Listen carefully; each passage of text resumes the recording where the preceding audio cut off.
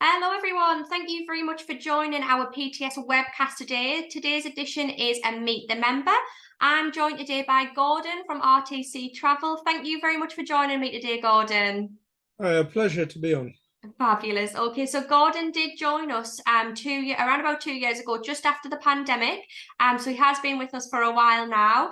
So Gordon, before you joined PTS, what was kind of your experience? What were you doing before you joined us?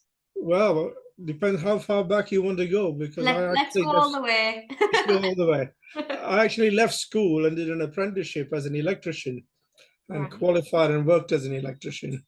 And then after about 4 years in doing that, I started social work.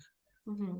Oh, And I worked in social work from 1974 until 2003. No, yeah, until 2003, when I then came into travel. So, but a lot of the stuff that I do in travel was sort of tied in with my experience of social work. right. Okay, that's very interesting. Fab. So what about your business? Then tell us about that, kind of expanding that a little bit more. So what does your company offer the customers and what makes you unique as a business? Right. So I started off 20 years ago. This year in April made 20 years we've been in business. Uh, and we started off basically as online travel agency and did that for many years. But what I found was twofold. Was one, that the way to make a successful business, a financially viable business, was to go for niche products, unique products, rather than trying to compete with people in the mass market. Yeah. And I built up slowly over the years what we used to call dynamic packaging, and then eventually led me on to doing more of a supply basis. Mhm. I obtained my own atoll certificate about 5 or 6 years ago, maybe even more than that. And that then enabled me to become a supplier. Mhm. And, and I found that that worked very, very well, because it enabled me to concentrate on niche products with customers who became long stay customers. I mean, some of them have been with us now for 20 years, because we were providing them what they wanted. Yeah. And even though we are predominantly an online travel agency, we got a working relationship with our customers who think we're all friends. Yeah. And in some cases, where we not only have the customers we originally had, but we've got their children and their grandchildren still Lovely. involved. And so we've developed more along the lines. And I joined PTS because prior to the COVID, I had my own atoll. Yeah. It was great, but it was becoming very intensively hard to keep track of all the various different requirements and admin side of it. So when we closed for COVID, I actually intended giving up Yeah. entirely. But so many customers started coming back to me and saying, we want this, we want that. That I started up again, and that's where PTS came in. Yeah. Because PTS enabled me to get an atoll without the necessity of going back to square one and getting all the bonds and Yeah. having to keep all the admin side. It's all done by PTS. And to me, that's the biggest benefit PTS is to me. Yeah.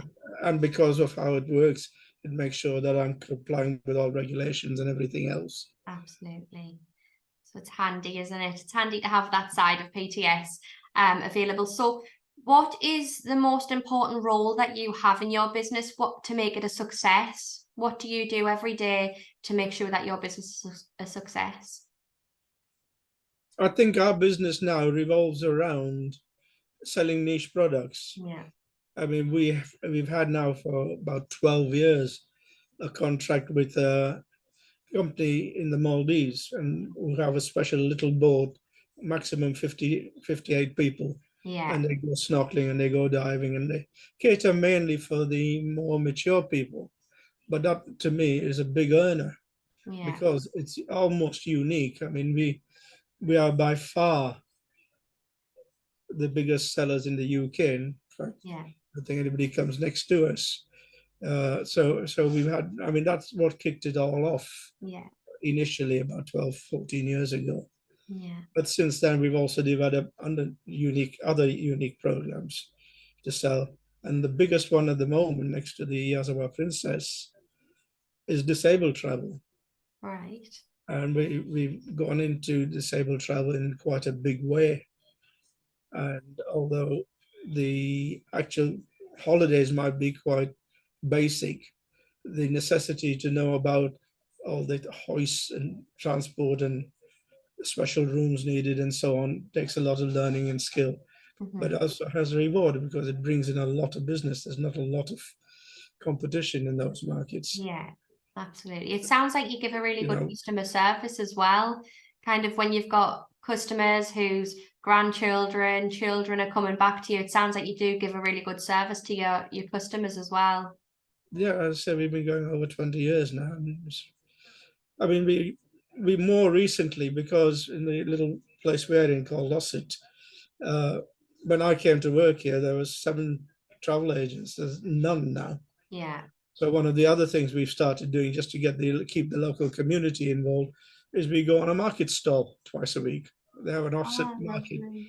and we go on there, and that brings the local people into us. Yeah. It enables us.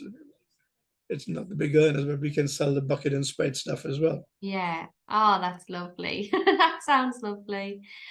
So if there's always going to be people, Gordon, who are looking at the travel industry, thinking about kind of dipping the toe in the water, wanting to get into it. If there was any advice you could give someone who wanted to start in travel, what advice would you give them? I would probably say a couple of things. I would say rather than trying to compete with the big boys and all the rest of it, find niche products, get to know your product, get to have, it depends whether you're a straightforward agent or whether you find somebody who will give you a good contract Mhm. and concentrate on quality rather than quantity. Yeah. The other thing I would say, which helps in a lot of different ways, I'm a great believer in apprenticeships, Mhm. and I try to take on as many apprenticeships as is viable. I mean, we've got 2 on apprenticeships here now, Yeah. and we also go into schools and talk about apprenticeships and talk about travel and do mock interviews and all sorts of things. Not just me, the others as well, because it gives them a chance to bring on the younger ones as they come through. Yeah.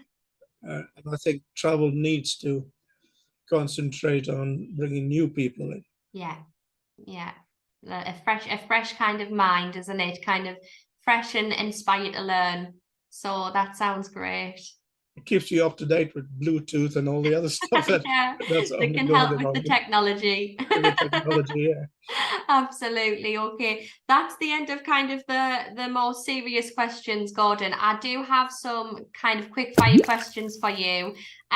So I want you to kind of just answer straight off the top of your head as quickly as you can. I'm not trying to catch you out, don't worry. There's nothing too nasty in the questions. So just to start off, what's your favorite film, Gordon? Oh, I don't go to pictures very often, I must admit, but I guess. Well, my favorite film, believe it or not, was the Harry Potter series. Yeah. Great Harry Potter fan. Yeah, I am as well. It's just come on Netflix, Gordon, just so you Yeah. know, it's on Netflix at the moment. All of the Harry Potters, so I've been working my way through those this weekend. I've got all the DVDs. Oh, fabulous, great. You've got them all the time then. What's your favorite holiday destination? Well, I suppose I've got 2. One is Canada, Yeah. and that's largely to do with the fact that for our 25th wedding anniversary, we went to Canada and we did the Rocky Mountaineers and Oh, the Alaskan cruise, and that was absolutely brilliant. yeah. But also had a very good holiday in Borneo. Right, okay. Oh, So, lovely. What was it about Borneo that you enjoyed? well, we went up market, so we had a business class flight, and we were spoiled, and we had 5-star hotels and so on and so Lovely. on. Oh, lovely. And if there was anywhere in the world that you wanted to visit that you haven't visited yet, where would you go? That's a good question. That there's so many places.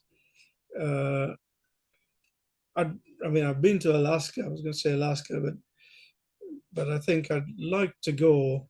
Probably like to go to Japan Mhm. in that. Yeah, that's working on that one. yeah, absolutely. Okay. That is kind of all the end of all the questions now, Gordon. Have you got anything else you'd want to maybe mention, or anything that you want to get out? Yeah, I mean, as I say, I think we should concentrate a lot on getting young people in and being involved. And one advantage, it has the spin-off effect that you get business out of it. Yeah. We support youth football teams and stuff like that, you know, and then we get a lot of the football clubs going on tours with us. And again, it's not exactly a niche product, but something. I think travel is a very difficult business to make it profitable, and I think you've got to concentrate on small quantity of high quality stuff rather than the Yeah. masses. Absolutely, that's fabulous. Well, Gordon, thank you so much today for joining our webcast. It's been really great to hear about your past experience, obviously working in social work and bringing that to your role now in travel. So thank you very much for joining.